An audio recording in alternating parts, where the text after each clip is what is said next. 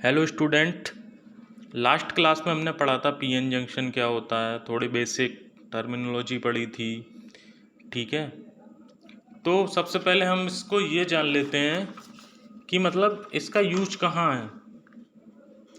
ठीक है, कहाँ कहाँ इनका यूज होता है। तो सबसे पहले इनका यूज आपका होता है डीसी पावर सप्लाई में। कहाँ पे? या इलेक्ट्रॉनिक परपथों में जहाँ एसी टू डीसी में रूपांतरित करते हैं, मतलब एसी टू डीसी में बदलने के लिए, जैसे रेक्टिफायर सर्किट में इनका यूज किया जाता है। ठीक है, दूसरा दूर संचार परपथों में भी काम आते हैं ये। थर्ड इसका वोल्टेज स्टेबलाइजेशन परपथों में, जीनर डायोड आगे पढ़ेंगे उसकी तरह यूज होता है, मतलब जहाँ वोल्टेज आपको स्टेबलाइज करने हैं वहाँ यूज होगा।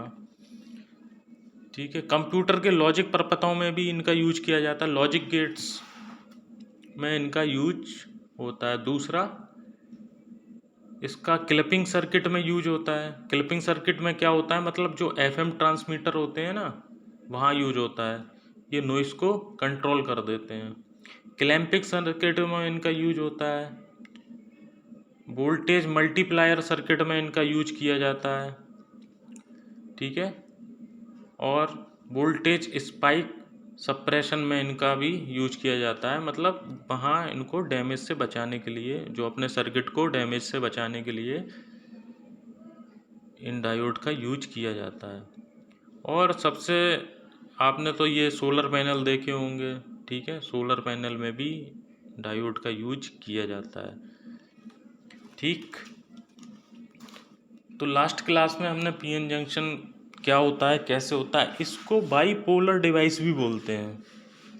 ठीक है, जो आपका ये पीएन जंक्शन है ना, इसको बाईपोलर डिवाइस भी बोलते हैं। अब क्यों बोलते हैं, देखो इसमें बताया था पी टाइप इधर ये सेमीकंडक्टर होता है और एन टाइप सेमीकंडक्टर होता है। पी टाइप के पास क्या होते हैं, होल्स होते हैं, और एन टाइप के पास क्या होते हैं, इलेक्ट्रॉन्स होते हैं। तो इसमें जो करंट का प्रवाह होता है, मतलब फ्लो ऑफ करंट जो होता है, किन की वजह से होता है, एक तो आपका होल्स की वजह से हो गया और दूसरा इलेक्ट्रॉन की वजह से, मतलब दो चीज़ों की वजह से आपका जो है वो करंट फ्लो हो रही है। ठीक है, किसकी, एक होल्स की वजह से और एक इलेक्ट्रॉन की वजह से। तो इसलिए इसको बाईपोलर डिवाइस बोला जाता है। ठीक है, और दोनों पीएन जंक्शन, दोनों पी टाइप एन टाइप दोनों ही सेमीकंडक्टर हैं। ठीक है ना,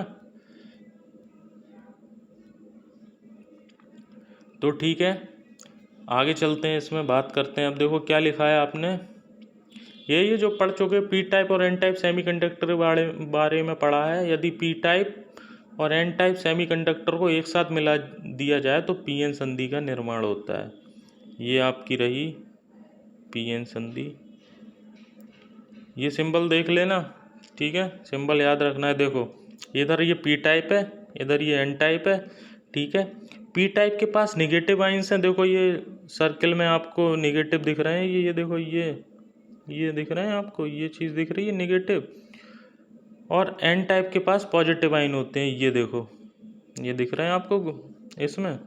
ठीक है, मतलब इनके पास होल्स होते हैं और इनके पास इलेक्ट्रॉन होते हैं, जिसकी वजह से आपका जो है वो करंट फ्लो होता है।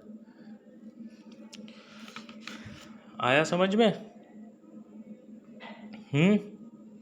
मतलब इनको कैरियर होल भी बोला जाता है, पी टाइप वालों को, और एन टाइप में कैरियर इलेक्ट्रॉन।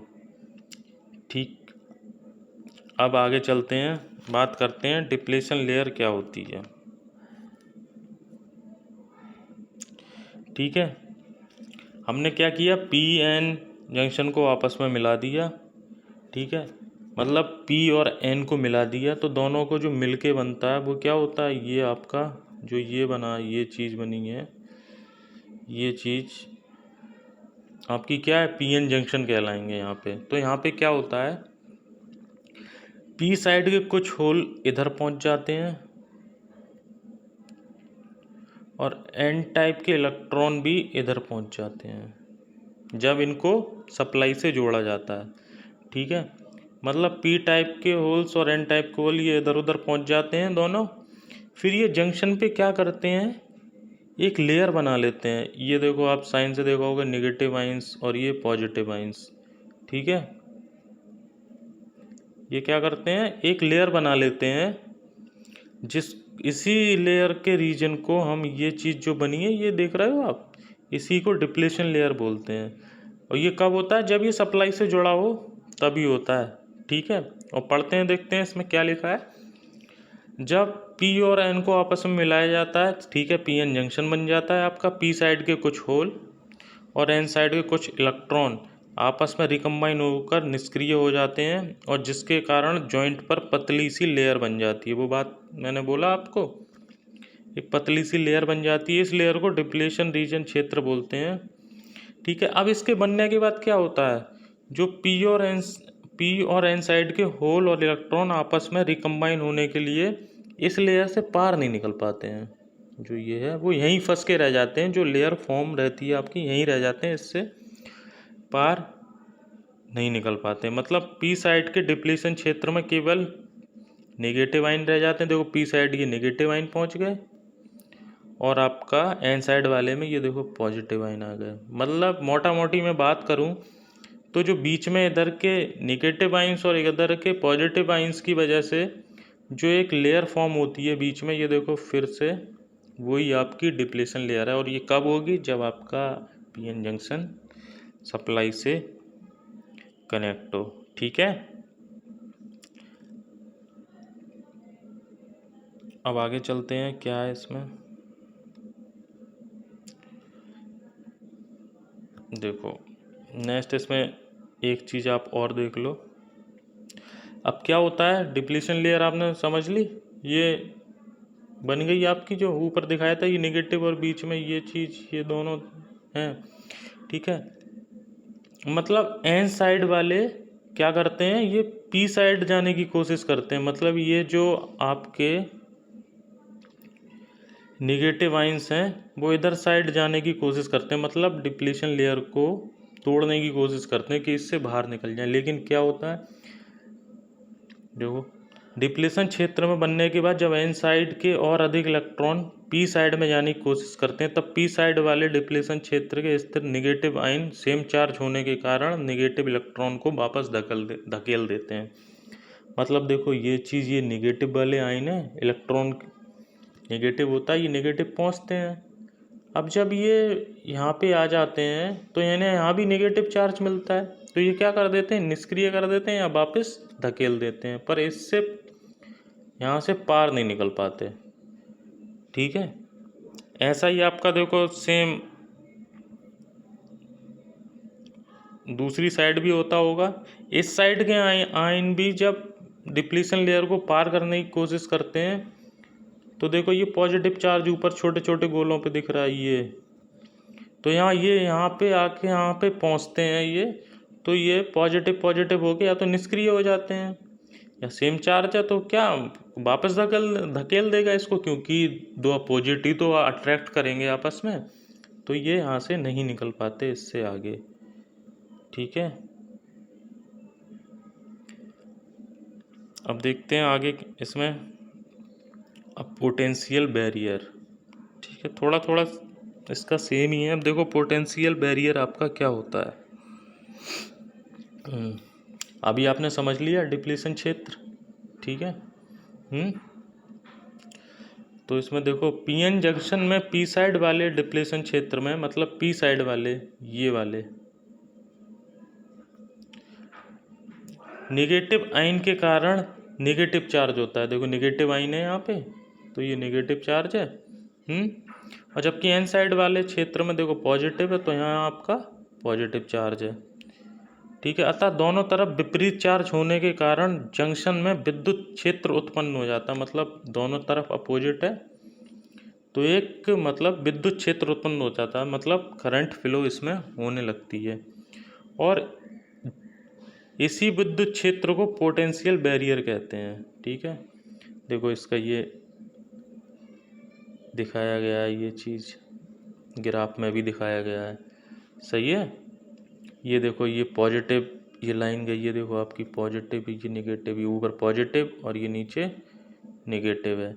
ये आपका हो गया पोटेंशियल डिफरेंस बैरियर, पॉजिटिव से लेके नीचे तक ये आपका क्या हो गया, पोटेंशियल डिफरेंस बैरियर।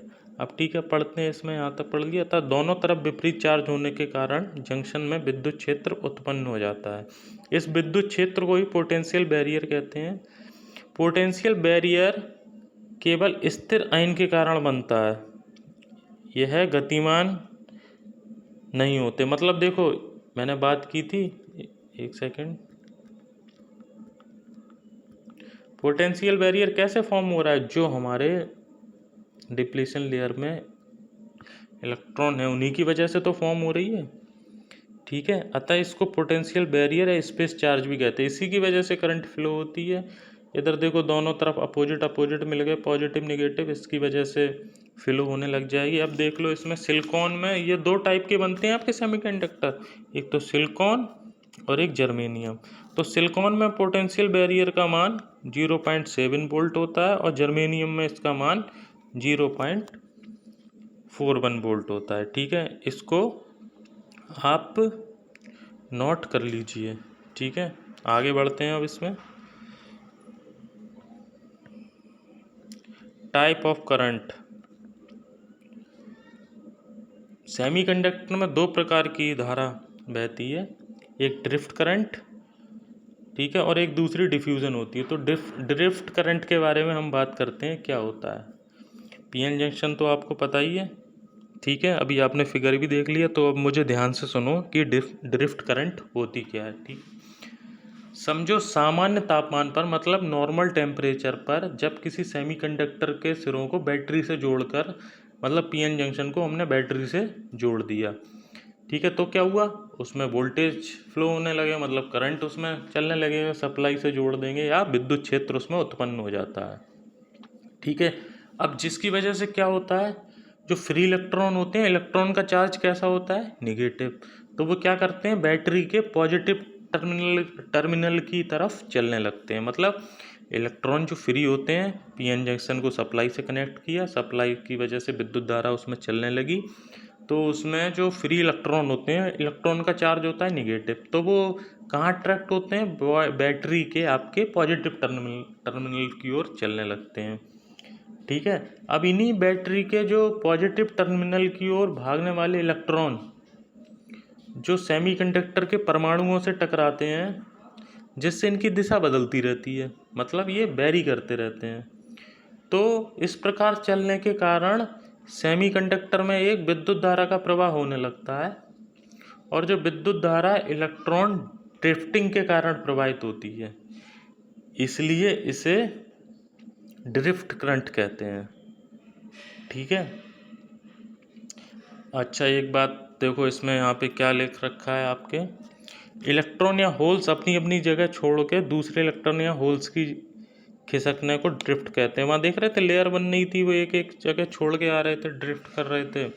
इस प्रकार से होने वाली धारा प्रवाह को ड्रिफ्ट करंट कहते हैं। साधारणतः धारा इसी प्रकार से प्रवाह होती है। ड्रिफ्ट करंट में इलेक्ट्रॉन के प्रवाह की दिशा हमेशा होल के प्रवाह की दिशा के विपरीत होती है, ठीक है।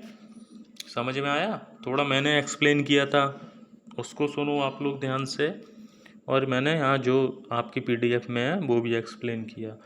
अब देखो क्या, अब जैसे ये ड्रिफ्ट करंट हो गया, मतलब जो इलेक्ट्रॉन के ड्रिफ्टिंग के कारण जो प्रवाहित हो रही है वो आपका ड्रिफ्ट करंट हो गया, मतलब जो वेरी कर रही है। अब जो इलेक्ट्रॉन जिस स्पीड से चलते हैं ना, उस स्पीड को ड्रिफ्ट वेलोसिटी बोल देते हैं, ठीक है। और जो हमें याद रखें आप, हमेशा धारा की दिशा इलेक्ट्रॉन के चलने की दिशा के विपरीत होती है, ठीक है, इस पॉइंट को याद रखें। अब देखते हैं इसका दूसरा टाइप क्या है।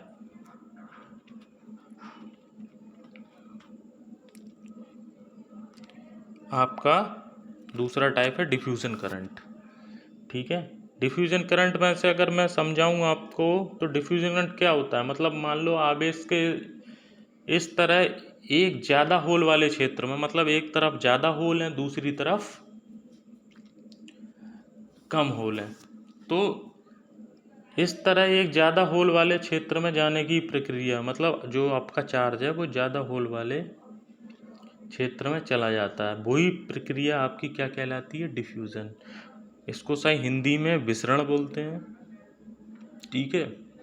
और मतलब जो होल के चलने के कारण जो करंट प्रोड्यूस होती है, या फिर हिंदी में कहें तो होल के चलने के कारण जो विद्युत धारा प्रवाहित होती है, उसे डिफ्यूज़न करंट कहा जाता है। अब देखते हैं आपके क्या लिखा है। अर्धचालकों में डोपिंग के समय, डोपिंग के मतलब समय जो इधर उधर मूव करते हैं, कुछ स्थानों पर होल्स अधिक बन जाते हैं और कुछ जगह होल्स घनत्व तो कम होता है। ठीक है, मतलब डेंसिटी एक जगह ज़्यादा है, बहुत सारे घने, और एक जगह तो जिसकी वजह से होल्स अधिक घने घनत्व वाले क्षेत्र से कम घनत्व वाले क्षेत्र की ओर प्रवाह करने लगते हैं। होल्स के कारण होने वाला ये धारा प्रवाह किसी आवेश या विद्युत क्षेत्र के कारण नहीं होता। ठीक है, मतलब ये होल्स के कारण जो आपकी करंट फ्लो हो रही है वो किसी चार्ज या इलेक्ट्रिक फील्ड की वजह से नहीं होती है, इसलिए ही इसी धारा को डिफ्यूजन करंट बोलते हैं, क्योंकि ये होल के चलने की वजह से हो रही है। ठीक है ना, आई होप आपको समझ में आया होगा। अब देखो ये नेक्स्ट आपकी क्लास में मैं पढ़ाऊँगा आपको बाइसिंग, एक तो इसकी फॉरवर्ड बाइसिंग और आपकी रिवर्स बाइसिंग। ठीक है, ये आपको नेक्स्ट लेक्चर में मैं अच्छे से आपको एक्सप्लेन करूँगा। और हाँ, आप लेक्चर को देखिए, ठीक है, और कमेंट्स में अपने अटेंडेंस के लिए नाम और वो लिखिए, ये ज़रूरी है आपके लिए। ठीक है, कौन कौन देख रहा है कौन नहीं देख रहा है ये आपके टीचर को पता होना चाहिए, जो देखेगा वो टीचर उन बच्चों को जानेंगे। ठीक है ना, सब ऐसे आपका भी तो जानना ज़रूरी है। तो ठीक है, इसके लिए आप कमेंट में कमेंट करिए, इससे आपका ही बेनिफिट है, मैं इसलिए आपको बोल रहा हूँ, हर बार बोल रहा हूँ। ठीक है, ओके, ठीक है, बाय, थैंक यू।